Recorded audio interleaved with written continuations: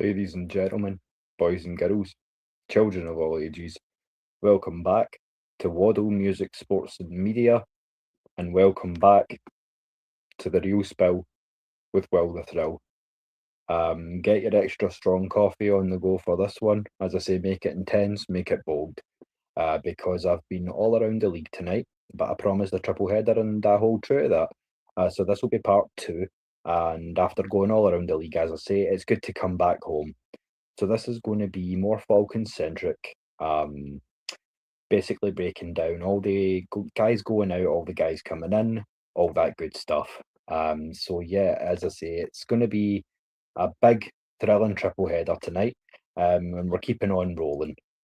So it's time to get back to basics, get back to what I know and what I love, which is talking about my Falcons. So before we do anything like that, I do have a few announcements, but first of all, Happy New League Year, everyone. It starts today. So everything that's gone and been with all the pain and misery of 2025, we can put it behind us. New coaching staff, new backroom staff, some new players coming in, and a new era. So yeah, a few huge announcements before we get into some dirty birthday business. And before, obviously, I digress any further, I'm going to just tear the band-aid off and get into that.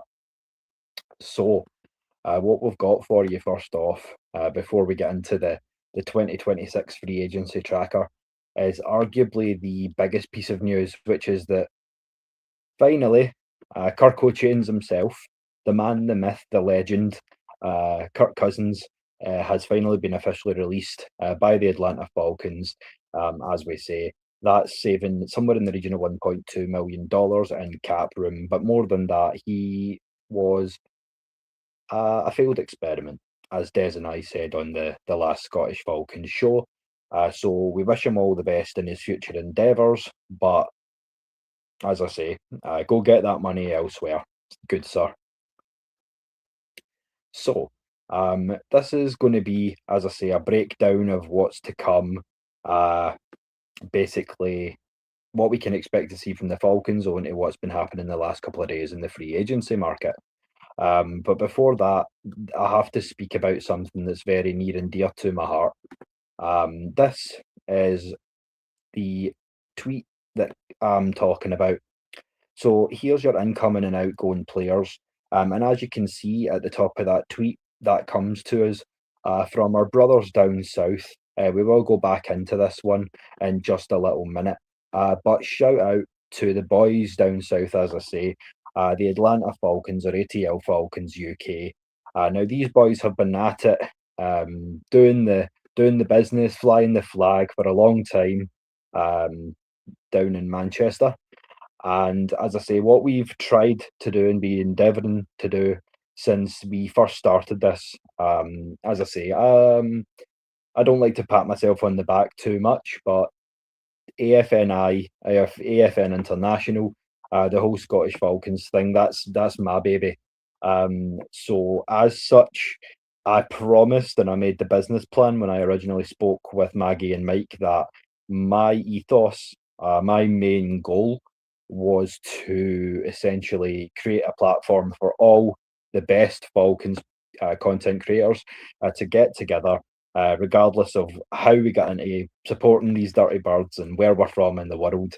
So we wanted to put together a great network of guys from not just the UK, but from Europe, from the USA, of course, and from all over the world as well. So, as I say, if you don't know the guys yet, then that's something that you really need to remedy, and soon. Because, as I say, chances are you'll see the boys in Madrid for the guys that are travelling over. So a big shout out there to Mark, to Cal, to Liam, and to Danny, because I can now officially reveal, because we've been doing this homework in the back for a minute, that a little bit closer to the NFL Draft 2026, which is to be held in Pittsburgh. I've been doing a little grinding in the back, as I say, and I'm proud to announce that date to be confirmed, the first ever, and we hope it will be the first of many, and the start of a very long and hopefully fruitful relationship. The first ever Falcons All UK Super Show. So we've sent the invite out to all four of the lads. A couple of them are off for a week or so, but then they're going to get into some draft diligence as well. So Des and I, we've held out the olive branch, extended the olive branch, so to speak. So we promise not to get too bravehearty on that episode.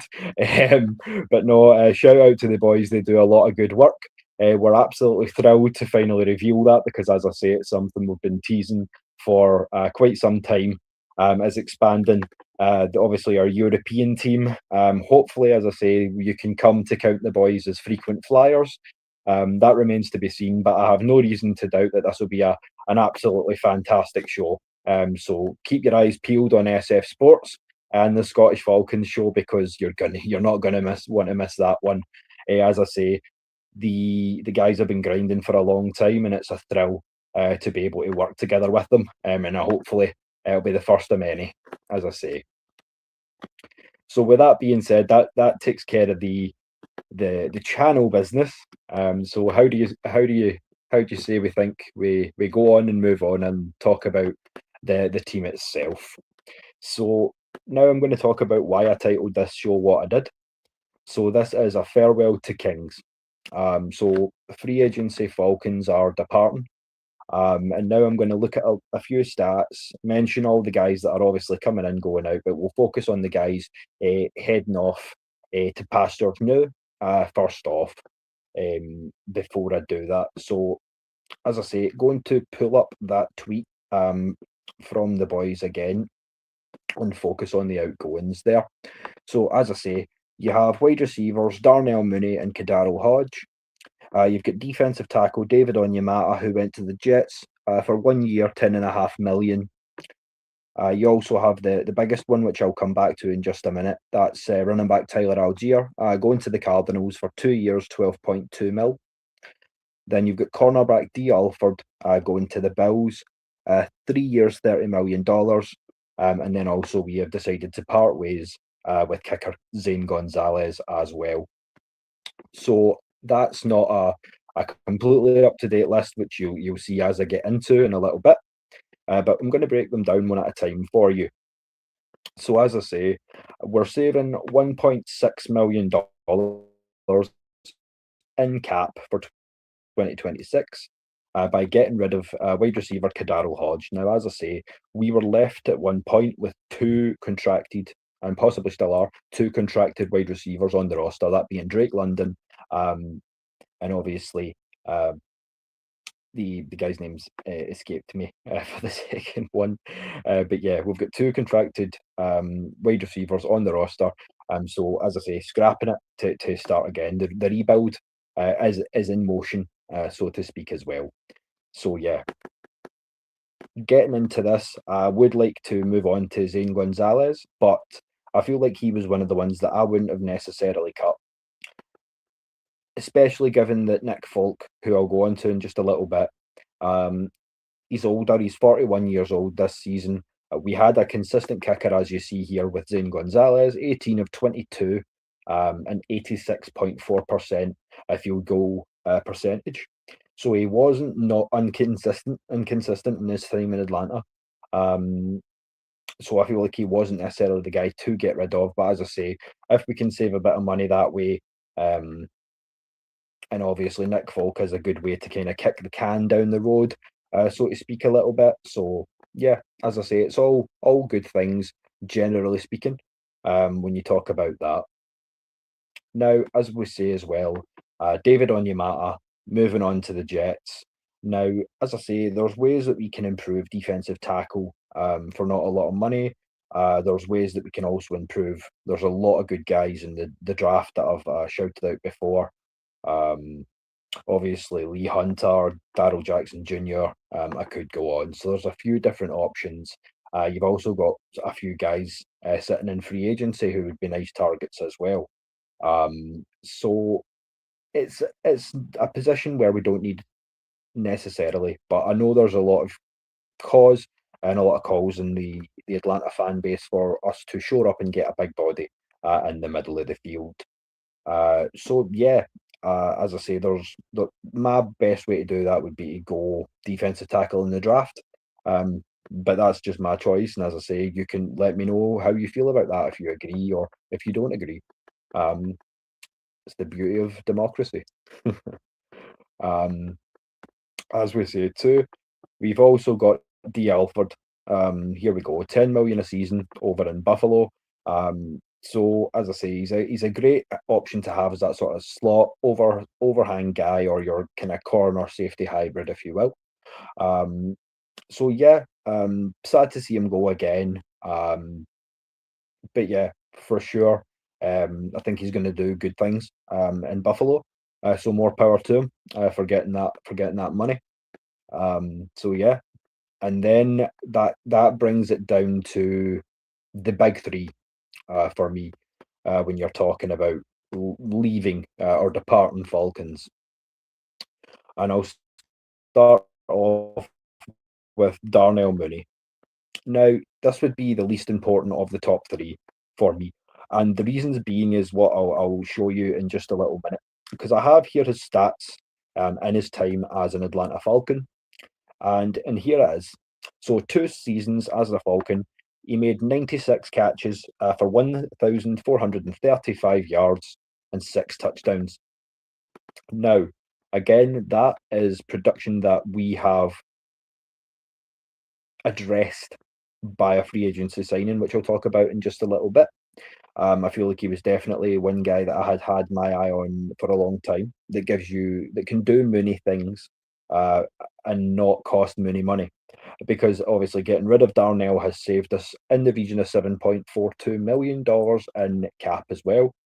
So you can see what the Falcons are doing here. We're shifting on the players that allow us that little bit of money, and then we're able to go in, have a look, work out some players who maybe have experience with this coaching staff, or with some of the guys who are working in an assistant or advisory role, things like that.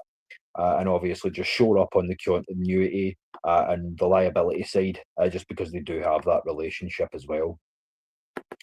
So with that being said, obviously that's how I feel about Mooney. Yeah, I would have ideally liked to hold on to him as that kind of bridge 2-3. It depends, but as I say, for that money, I feel like we've done a lot better with the signing that we've made, and that's just how I feel about that. Now, you could arguably say that this is the big one, but I will disagree with you, and in a couple of minutes you will see why. But for me, this is also a big loss. Mike linebacker Caden Ellis is going home in a way. He will be flying out of Atlanta, back to the swamp, back to the New Orleans Saints. Now, the terms of that deal are as follows. It's a 3-year deal worth $33 million per Ian Rappaport on X. So, again, I don't blame him for getting that money. I don't blame him for returning to a system where he's familiar. I don't want to hate the guy twice a season because I've gotten so used to rooting for him. He's consistent. He has good sideline to sideline speed. He's a consistent tackler. He's not making a lot of mental mistakes, which he does the simple things well. He's, as I say, consistent, and he has all the skills, or every kind of ticks every box that you would want in a quintessential Mike linebacker for me. So with all that being said, I am sad to see him go, but I feel that it's an incredibly deep linebacker class this year. I've shouted out numerous guys in my mock drafts and various things like that, to give you some guys to kind of throw your eyes out on. But as I say, there's also free agency options again, and we have addressed that a little bit, not too much just yet, which makes me think that we would be looking maybe to take a linebacker in the draft. Given that we've also shored up on edge, which I'll get into in a little bit as well. But yeah, while we're on the subject of Caden Ellis, I've also bring up his stats and his time from being a Falcon. So 3 seasons, starting in 2023, coming across from New Orleans and playing through this past year. 226 total combined tackles and 154 assists, along with 12 and a half sacks, 2 interceptions, and he was also a former Art Rooney, sponsorship award nominee in this past season as well. So, as I say, captain on and off the field, leads by example, and just kind of, as I say, everything you want from your Mike linebacker to kind of take that role and really lead your defense. I feel it's something that I'm sad that he won't be able to continue to do. But as I say, that's the way the cookie crumbles sometimes as well. So, with that being said, that brings me on to, in my opinion, the most painful one of all. Tyler Algier. We have speculated for a long time that he was going to be earning running back one money somewhere else in the league, and so he is. He has officially signed a 2-year, $12.2 million contract to be RB1 for the Arizona Cardinals, and I think he's going to do amazing things as an RB1. Why I love Tyler so much is he's a humble guy. He seems like a good family man, and I will get into that in just a little bit. But professionally, and speaking, and obviously from the context of his play on the field, I'll break that down for you first. Just obviously to show you some more reasons as to why I love this guy so much. But Tyler Allgeier's complete Falcons stats in his 4 seasons since being drafted 5th round. I will repeat that, 5th round out of BYU. 676 carries for 2,876 rushing yards for a 4.3 career average and 18 rushing touchdowns. Now, put that with 61 receptions for 516 yards, 2 more receiving touchdowns for 20 total, and another one which I've underlined just to highlight the point to you guys: 0 career fumbles.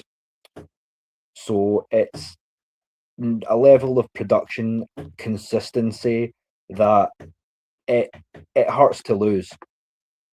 And as I say, I love so much the fact that he complemented so well the running style of RB1 Bijan Robinson.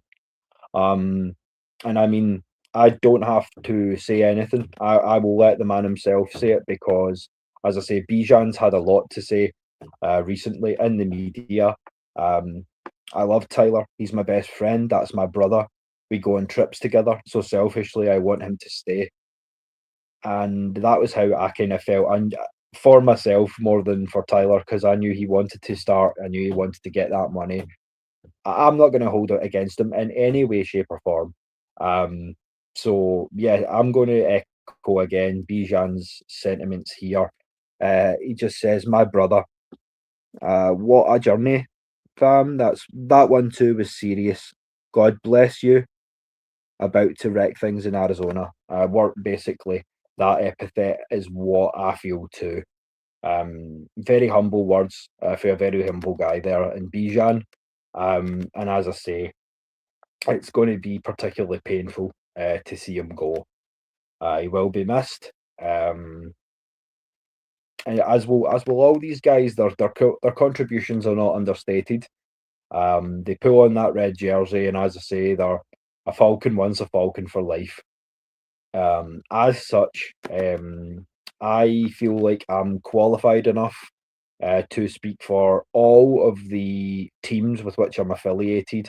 So this comes from Des and I, obviously on the Scottish Falcon show over at SF Sports, from my brothers and and sisters in the Unholy Alliance, also from Maggie and the rest of the guys and gals over at AFN as well. And even we're frequent flyers family, our brothers and sisters from the AFN International Expansion, the Kilted Revolution.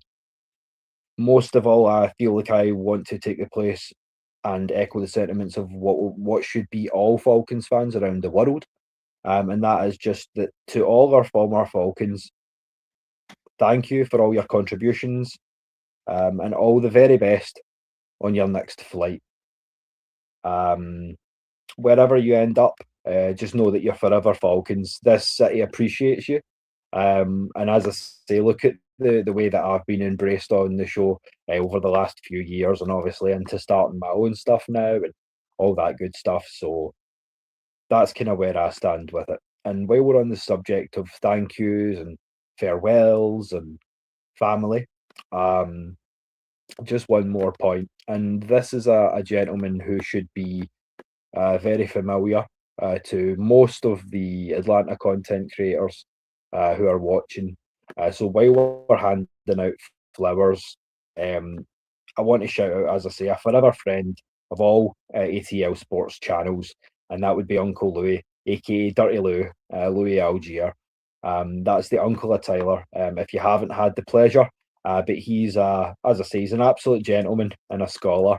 Um, he's had Des and I's back uh, for since day one, and I know that a lot of the Falcons channels can say the same. They felt his warmth and his love, and I will share this with you.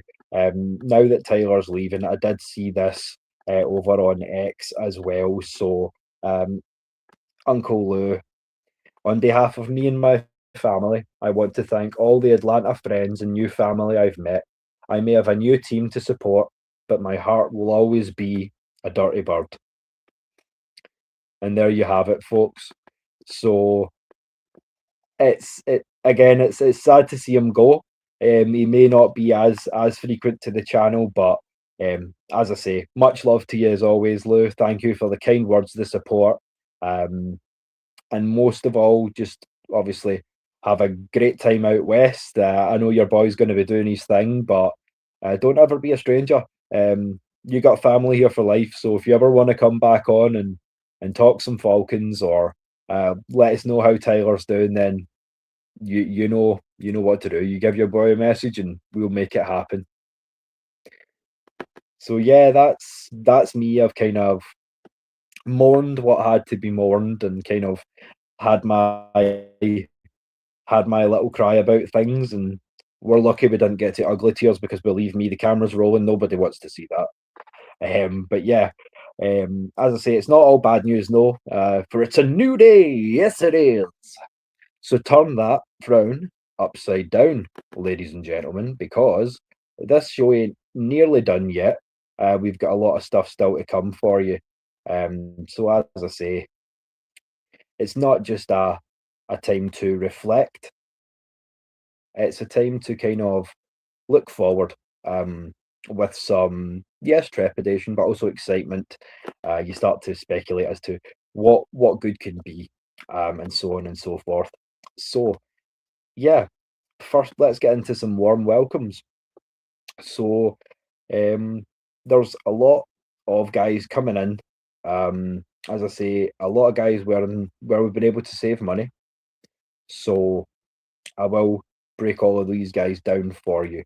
But before we do, I just want to take a little second to just shout out another one of the guys that we work so hard with. So, um, as part of this welcome to Atlanta session for our new guys, as I say, tonight's about showing love and gratitude where it's due. And these graphics that you'll see flashed up and during this section are part of one of our AFNI frequent flyer family, and someone who's been on the show before, and we had a great time. It's someone who I'm looking forward to having on again very soon. You'll know him as Dr. Dirty Bird. That would be Dr. Raymond Falcon. So, as I say, our little bit of Latino heat, and he's done his due diligence and inspired me with passing some of these graphics on tonight. So, a salute to you, good brother. Hope you're doing well down there in El Paso. As I say, when you get the time, we got the space. So now, with that being said, let's really start to talk about who we've got coming in. So, as I say, first off, the biggest piece of news I would say during the off season would be that we're bringing in Tua Tagovailoa, the quarterback of the Miami Dolphins, or former quarterback now of the Miami Dolphins, former Alabama Crimson Tide. As I say, what we get is consistency with this pick. I've seen a lot of complaints from various sources around the Falcons community, but it's low risk and low reward. Now his ceiling is still high if we can keep him healthy. And what you would also have to bear in mind is that he's a very timing based quarterback. Um, he has certain routes that work for him, but I will break these down for you exactly where and how he excels in certain places. He's a very timing based quarterback. He doesn't have perhaps the biggest arm, but his movement can make up for that in a lot of ways. As I say, the biggest concern with Tua would be in his accuracy in some places. There were some throws, especially last year, that were just not what you would expect from an NFL quarterback, especially one with a good few years tenure under his belt now. And of course, the concussion history is something else to be concerned about. But I would caveat that and obviously put against that the fact that we are paying the guy a veteran minimum. So that is $1.3 million. That is chump change, to steal an American term. I would pay that all day for someone who can come in, can be a suitable bridge. Is a left-handed quarterback, let's remember as well. So you also have continuity because the spin on the ball, the trajectory of the ball is going to be the same when you go from one quarterback to another. Um, and then, as I say, when Mike Penix, as long as he comes back and we're sure that he is 100% healthy, that is where we can then go, okay, now we have the competition. Assuming that Mike Penix wins that competition, we are only engaged to Tua on a 1 year deal. So we don't have to decide anything until that time. So as I say, I don't feel like there's we've put a foot wrong this way. And I'm excited to see what he can do in the red and black. As I say, I will have a little bit to talk about with Tua more towards the end of the episode, because it's the beginnings of some things that are being discussed in the background. But as I say, we'll review when we get to it. But that's how I feel about Tua Tagovailoa. I feel like for as many people as are saying, yeah, Kyler Murray would have been a more suitable choice, or Malik Willis would have been a more suitable choice. I give you this. Malik Willis has just signed what was it, $60 million contract in Miami, 45 million guaranteed. So even at the minimum guaranteed, that's 15 mil a year. We just got Tua for one. You want to say Kyler? Kyler would have been more expensive too, unless you could have got him on minimum, but he's injury prone too. And doesn't have the continuity that we've just discussed of also being a left-handed quarterback. So that's kind of why I feel like of the options that were available, yeah, you could have went Joe Flacco, but for vet minimum, yeah, Tua is a perfectly good option as that bridge player until Mike Penix is healthy. And that's my thoughts there. So I feel like a good signing in a lot of ways. And now we have brought in a Georgia boy. You know what I'm saying about Falcons fans and their love of keeping homegrown talent in the great state of Georgia. So here we are with Christian Harris, linebacker and a former Georgia Bulldog, will be coming in on a 1 year deal. And again, a couple of $1 million. It's something that's good value for the team as well. Shores up that linebacker position. I don't think he's talented perhaps enough, or that was perhaps harsh, versatile enough, we'll say, to replace the level of production that you get from a Caden Ellis. But I feel like he's certainly, in terms of a depth piece, he's a great signing, and it's something that Des and I, especially on the show, have been harking on about, is that we're a team who has a lot of good players in a lot of good places, but we need depth. And so Christian Harris would be a great pickup. As I say, and a special problem for the Falcons recently, and especially in 2025 again, was the special teams. And now we can kick the can, as I say, down the road just that little bit because we've got our new men at kicker and punter respectively. So we're bringing in arguably a top five um, kicker in the league in punter in the league in Jake Bailey. As I say, he's coming across from Miami on 3-year, $9 million deals, so essentially $3 million a year, which for a punter of his caliber, as I say, within the top 5 to top 7 punters in the whole NFL, you can't complain at all at value like that again. So, I mean, what I'm seeing as a trend here is that the Falcons are doing an extremely good job of using what little money we have. Because, as I said earlier, when I was talking about the Jake Matthews situation on the previous show, and as I'll detail in a little bit more room, what we have done is we've freed up enough room to get guys for base minimum contracts or on 1-year deals who are going to contribute to this team. I don't want to say prove it deals, but you know where I'm going. Um, and before the real money gets thrown around and real commitments are made, and things of that nature. And then, as I say, to go with that, we've also got rid of Zane Gonzalez, replacing him with Nick Folk. Now, it's a name that's not unfamiliar to anyone who's been watching the league for any length of time. He's got one of the more consistent legs in the league, even now at his advanced age of 41. Um, but my drawback to it is, with all that being said about his level of consistency and his experience, he has so much experience to the point where you start to question, is this a band-aid fix? And again, that brings you back to the Falcons' general approach to free agency this year, which appears to be obviously getting the right guys for the right money. So I can understand that, diplomatically speaking, but at the same time, um, this one doesn't wow me quite the same way as a few of our other signings have. And that's just kind of how I feel. I'm happy to have Nick Folk, have a kicker with consistency, given the woes that we've had in seasons gone by. So to shore up the kicking game is something that's been very important and kind of gnawing at the back of my mind, so to speak. But yeah, Nick Folk going forward is going to be the guy. And now, as I say, we are also shoring up in terms of, this is another depth signing for me. Not a world beater, but certainly a good guy to have, is Cameron Thomas, former Bears defensive end. As I say, I'm all for shoring up on just getting some size and some more competition on that defensive line group. At the moment, we still don't know where Braylon Trice is at or what he's going to be able to contribute. So we're at an interesting point.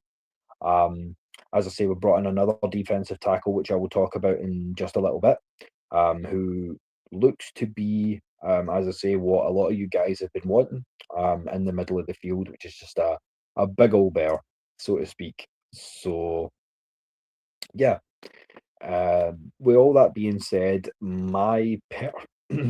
excuse me, my personal highlight to well, my personal highlight of the first 2 days, asterisk, just kind of throw that into the mix, would be this: Jahan Dotson. So, consistent wide receiver since coming into the league with Washington. As I say, most recently playing for Philadelphia as well. He's going to be coming across to us to play that number 2 role, replacing Darnell Mooney. And again, I think it's only $17.5 million we're paying the man over 2 years. So it's again a great signing. He's very, very quick, and he has fantastic hands, very consistent hands. His route tree is very, very um, nuanced, so he can run every route in the book. He's a special guy that way as well, not just in addition to obviously being that deep threat that you need.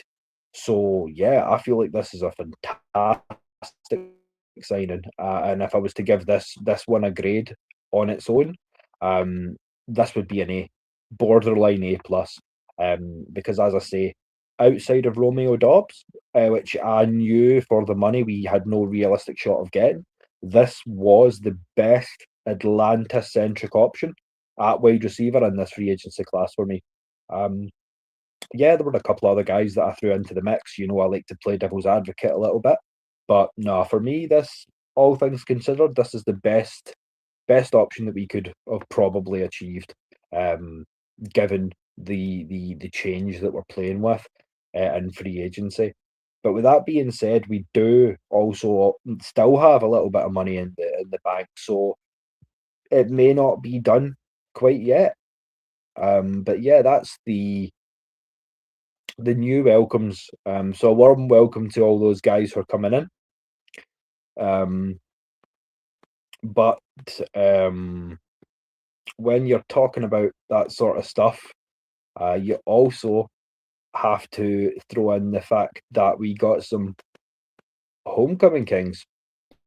So I want to talk about Atlanta's two homecoming kings, and they're both on the offensive side of the ball.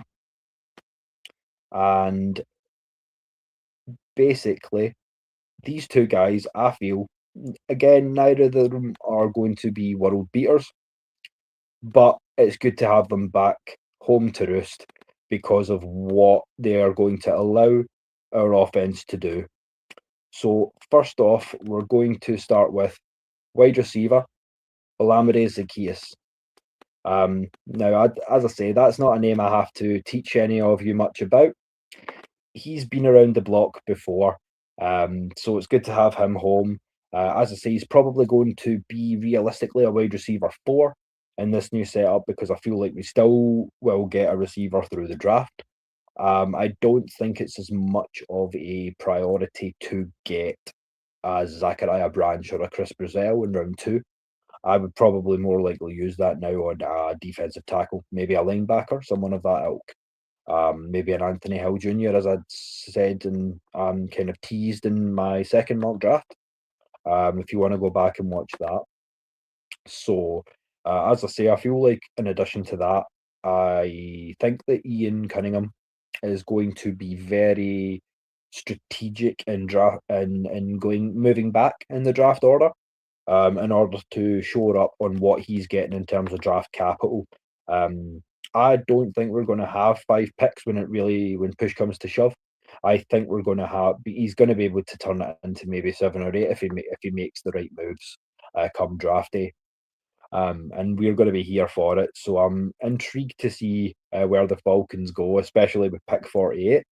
Um, but yeah, as I say, we'd love to obviously really get into that and talk about some draft stuff, which we're going to be doing on all the shows very, very soon and are doing at the moment. Just obviously doing our homework, getting all the targets in place, making sure we know what we're going to do with them as well. But as you say, Alameda Zaccheaus, if you're talking about depth guys, a fantastic receiver to have, and obviously someone who knows the system as well. Um, so yeah, no stranger to the Atlanta offense, and it's good to see him home. Secondly, when you're talking about these homecoming kings, shout out to the other returner, which is Austin Hooper, tight end. He's been around the block a little bit, as you know, Cleveland. He'd spent some time in Atlanta. So yeah, he's been around the league a little bit. But as I say, the fact that the Falcons offense is now rooted more in 12 and 13 personnel, and you know how versatile this offense can be, the amount of different packages we can run. This just gives us more weapons because now, as I say, you can run Charlie Werner as a fullback. You can run 12 personnel with Pitts and Hooper, Pitts and Werner. You can run 13 personnel with all three. You can mix up your blocking schemes because we have a far more nuanced, experienced, and knowledgeable offensive line coach as well. And as I say, it's going to shore up Kyle Pitts' blocking as well, working under Bill Callahan, which is something that I feel like he's improving as a blocker, but this is going to expedite that process immensely as well. And so that's basically all of the incoming from the first 2 days of free agency.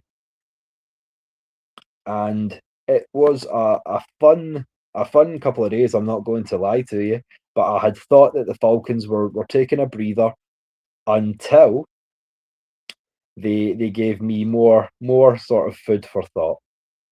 And so I throw this in. But wait, there's more. Far more, as it turns out, the Falcons weren't nearly done for the day, because I will break down the rest of what we've done basically today.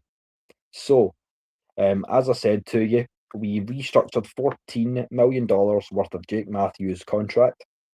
So that's saving us now $10.5 million in cap space for 2026. That was money that was obviously used to great effect. Well, greater effect in some cases and lesser in others, I will be frank. But this was a fantastic call to do this. Des and I had a talk about cap not long ago. And one of the main guys that we had to restructure was Jake Matthews. So it's good to get that done. And it free up that little bit of wiggle room to bring in some new bodies for depth and obviously to start or to compete to start in some places as well. So what I'm going to do for you is I'm going to break down obviously how that all will break down for you now. So obviously with converting that 14 million, what you're now looking at is an updated cap hit for 2026 of $16.7 million. Now that will then grow to 26.5 million in 2027 and $28.5 million in 2028 respectively. 2029 would have been a cap hit of only 3.5 million, but that is now void owing to the transaction that we've just discussed. So that was what we did with Matthews, which has allowed us to make 4 new moves today. And I would break these down for you now. So, first off, Channing Tindall, former Falcon and Dolphin and Cardinal. Again, this is something that is an expected move, a little bit of a money saving move, and again, he's not an especially.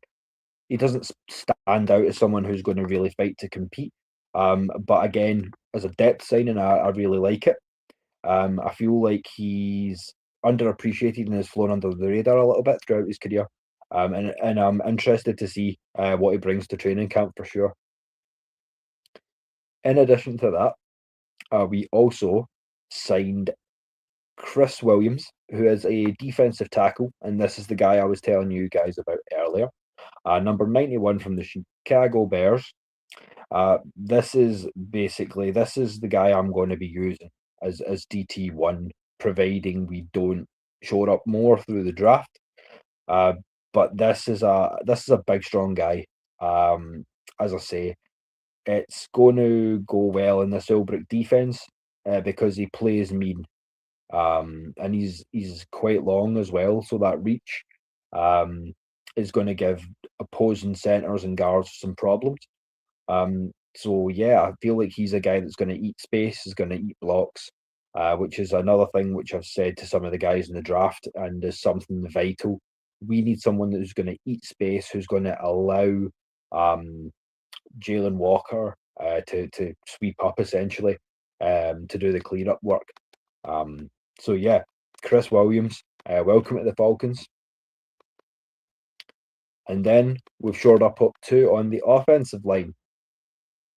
So we brought over this a center from the Tennessee Titans. And this is a guy who has also worked with Bill Callahan before. Corey Levin, he's come over from Tennessee from the Callahan scheme before, as I say.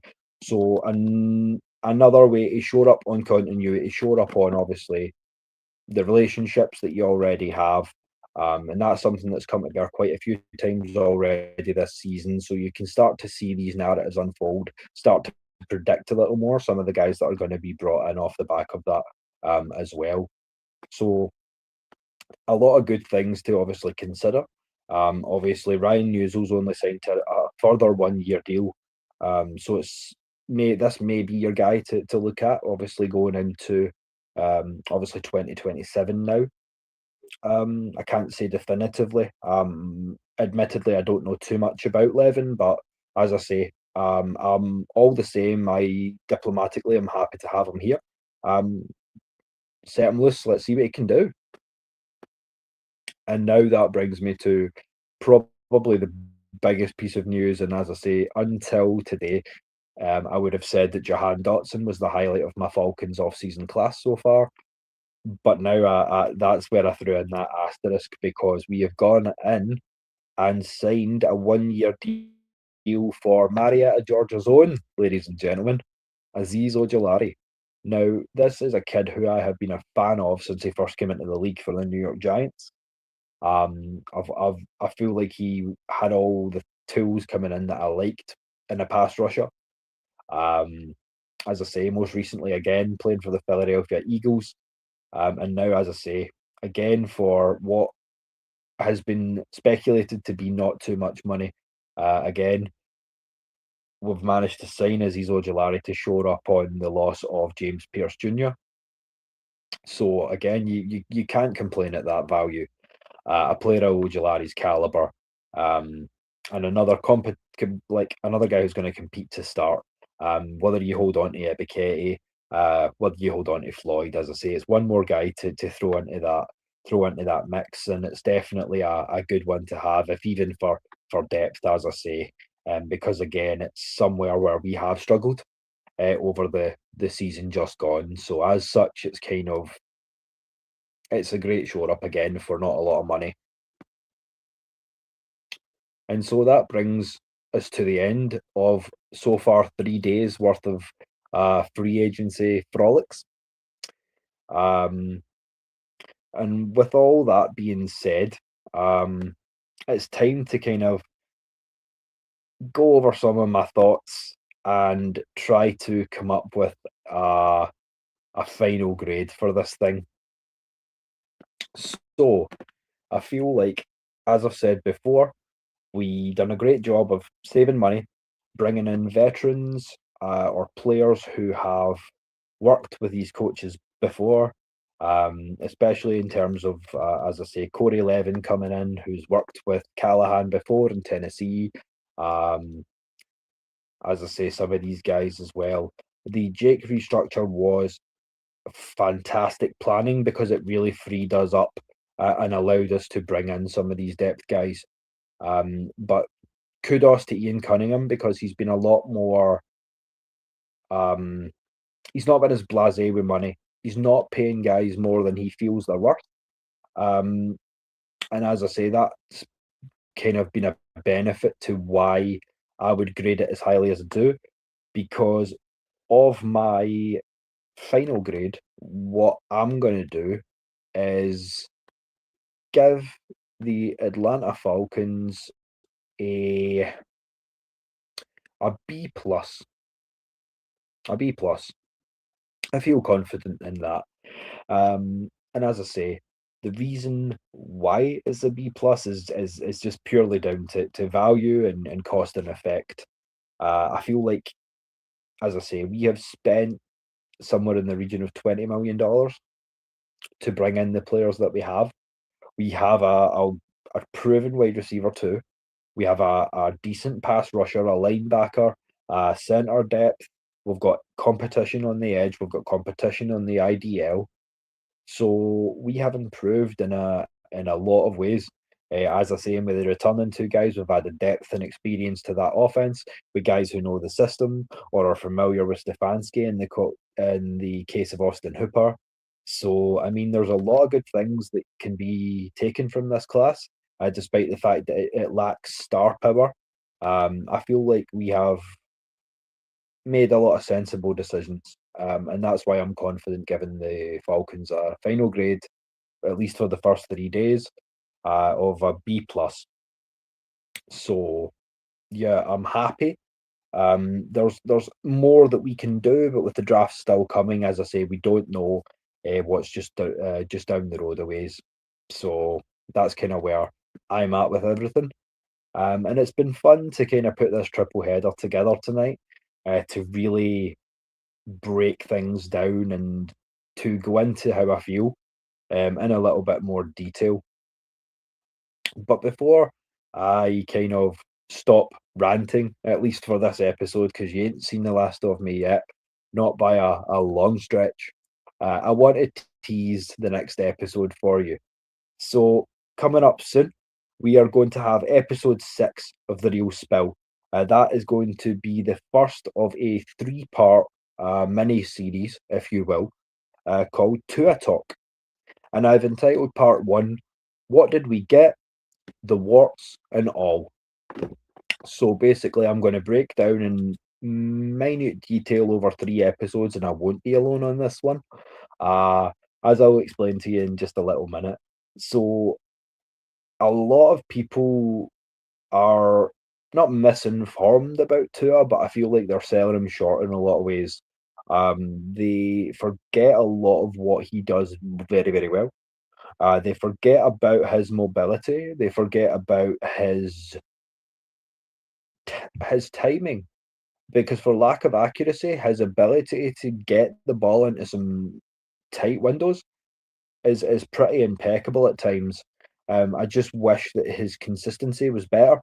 Um, and as I say, he has come from Miami where he did have legitimate threats to throw to, in Tyreek Hill and in Jalen Waddle. But knowing that we are a run first offense, because yeah, thanks for this, Raheem Morris. We've not forgotten. You thought we had. We ain't forgot your ass. Um, yeah, this offense flows through Bijan Robinson. Um, and you can't stop number 7. Uh, you can certainly try. And that's why, obviously, as I say, I feel like something that I would want to do if I was to talk about how we improve going forward, I would like to find a suitable replacement for Tyler Algier as that second running back. Now, in the last show, I had said Kenneth Gainwell, who sadly is now off the market.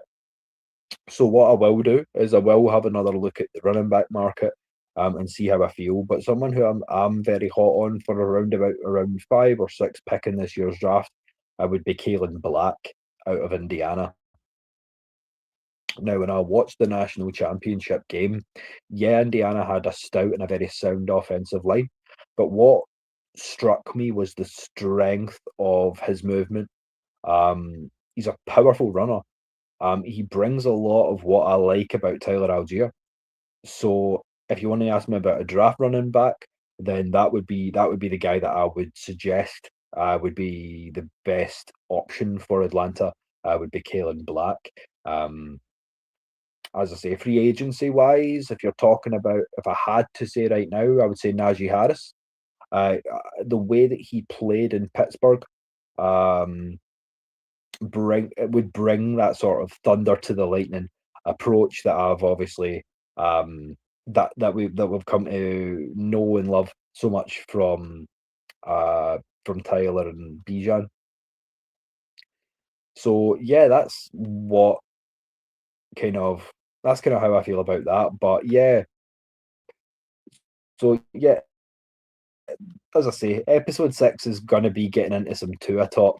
And this comes from um someone who deserves his flowers, who gave me the original inspiration for this. So, Orlando, Florida's own, and another one of our frequent flyers family. So, shout out and salute to Lieutenant Dan. If you're not familiar with this gentleman, you can catch him on the Unintentional Grounding Show, which is a great watch. Parental advisory. I would go, I would go so far as to say that. So it's not one that I would show at your kids. But past a certain age or past a certain time of night, then go right ahead. I'm not going to tell you. I'm not going to tell you how to live your life.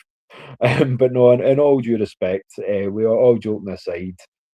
Dan is a fantastic creator as well.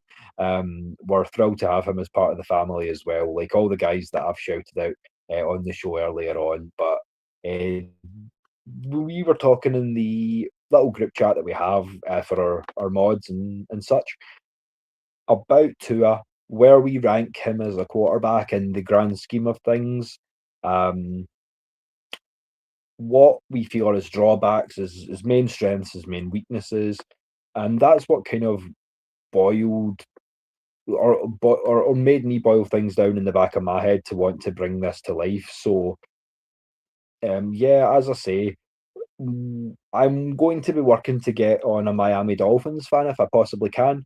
to talk about exactly what he sees from a Dolphins perspective. Um, and we can obviously get the word from the I would say horse's mouth, but the Dolphins' mouth, and see how their fans feel too, about the product that we're getting. Um, in addition to giving you, as I say, all the up to date Falcons takes. Um, we don't have to agree. That's the beauty of it. Um, but yeah, that's kind of the epithet and the whole ethos behind these at least these this little mini series to close it out.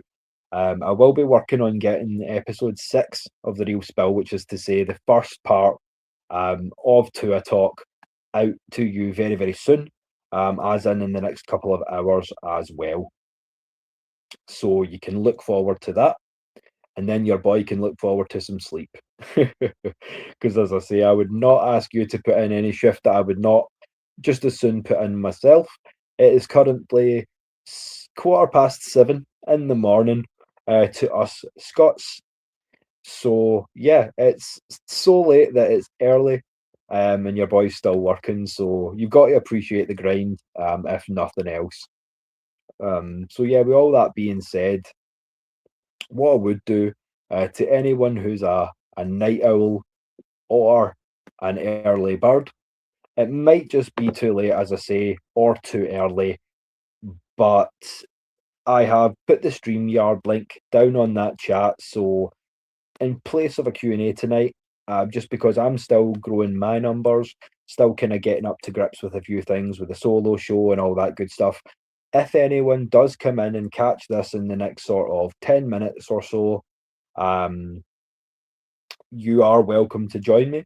I will leave this up just for a little bit in the background, just so that we can obviously, if the option is there for you, so you can jump on for me if you want to talk some Falcons and let us know how you think we did over the first 3 days of free agency. Now, with that being said, as I say, I'm going to continue to talk about some of the things I feel like we need to do. I feel like, as I say, we need a star defensive tackle either through the draft or have another look at free agency, see what we can work there. I think that when you're talking cornerback, I would like to see someone opposite of AJ, which is probably something that I feel like we're going to address also through the draft. My biggest interest, as I said earlier, is going to be who we go with at number 48. But as I say, the free agency period's not quite done yet, so there's still time for some wheelings and some dealings. So it's going to be interesting to see what happens for sure. It's going to be a fun off season, and I'm looking forward to it. As I say, we've got a lot of good things planned, a lot more content for all of you. So what I want you to do in the meantime is remember to like and share and subscribe. Because with all this being said, I would come on and talk to myself really about the Falcons. Um, I love them so much, and I'm so passionate and knowledgeable about like the X's and O's, so to speak. So this is an outlet for me to come on and rant to you all. Um, so don't just think it's you that appreciate me. The appreciation goes both ways, and the love goes both ways. Believe that. So as I say, it's most important to keep your thoughts and takes coming because it's you guys that keep me going, that keep these shows alive, as I say, and keeps me coming back for more. As much as the pain and misery do take a toll, and leave you with some bruises sometimes, or as I say, like the Joker, and you want to see these scars, so to speak. And nah, it's the life and strife of a dirty bird, especially when you're UK based because of the time difference. It can get to you, but as I say, what doesn't kill you only makes you stranger. And as such, it's an honour as always to kind of bring these shows to you. Uh, so yeah, as I say, that's two now done out of three. So one more show, still to go. Please stay tuned, as I say, in the next few hours for part 6. We'll get into some tour talk. I'll tell you my honest thoughts. I will spare nothing because I would hardly have the hashtag for this channel that I do if I was going to hide the truth from you guys. As I say, I like to produce and present with integrity, with honesty, um, and as I say, bring it to you all live and always unfiltered. So, as I say, to close, as always, you can get me on X if you want to continue the conversation, on Facebook as well. I need to get back on Instagram, to be honest, because they keep kicking me off. They don't want me to have nice things. I think they read Atlanta Falcons content creator and went, no, we've got enough of them. But no, I will be back on Instagram soon. I'll be continuing getting these solo shows up here. So if you've not subscribed yet to Thrill HQ here at Wad-l Media, then as I say, give me a like. Continue to tell your people. As I say, share it out. Let the people know. As I say, there's a lot of places that you can catch me now. I'm a man of many caps, so to speak. So, as I say, I'm going to be doing a lot going forward with the boys from the Unholy Alliance. You're still going to catch me on AFN and AFN International with the guys from the Atlanta Falcons Nation. I'm also going to be appearing very, very soon on One Time for the Fan. So shout out to T-Will, to Eric, to Jack, and to Carrie. As I say, they do some great things over there. Really enjoy the show, so it's going to be a pleasure to have those guys. And as I say, I've also proposed that we have our time with One Time as well, and get the guys over on our side, share the love, all that good stuff.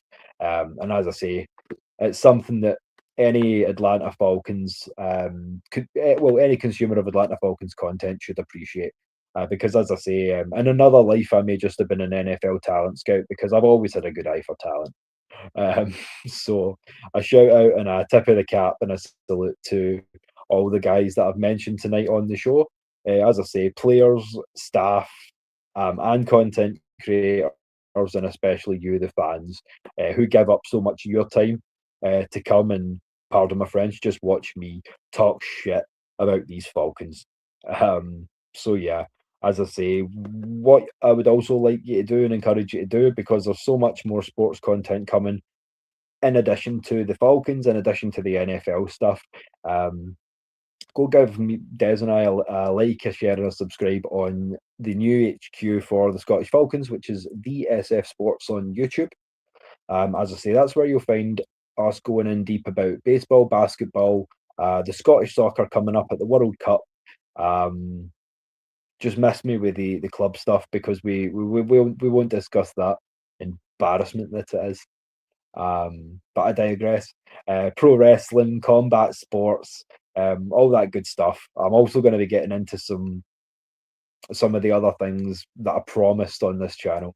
You've had the sports, you've not had much media, you've not had much music as yet, but that's all coming down the pipeline. I'm going to whip the guitar out real soon and start serenading y'all just a little bit. So you've been warned about that. But what I'm going to do, it's as I say, it's a late one tonight, so not a lot of current viewers. But what to do is when you do get the chance, when you do see this in the morning, in the afternoon, whenever you do catch this, I want to know what you think, because I've spent the last 2 hours going all around the league and all the way back down to Atlanta to give you. And now that I'm signing off to get this last part prepared for you, I want to know how you feel. So I'll pass it back to you. So as I say, keep the comments coming. We love to know your takes. As I say, this is a labour of love because it's getting late. But as I say, grinding hard, and we're appreciative of every like, share, subscribe, and view. So keep them coming. As I say, keep your eyes peeled because real soon we'll finish this triple header out in style with some Tua talk. As I say, this has been the Real Spill. As always, I'm your boy Will the Thrill, bringing you the real sports talk, always live and always always unfiltered. Until next time, my friends, my family, my people, peace.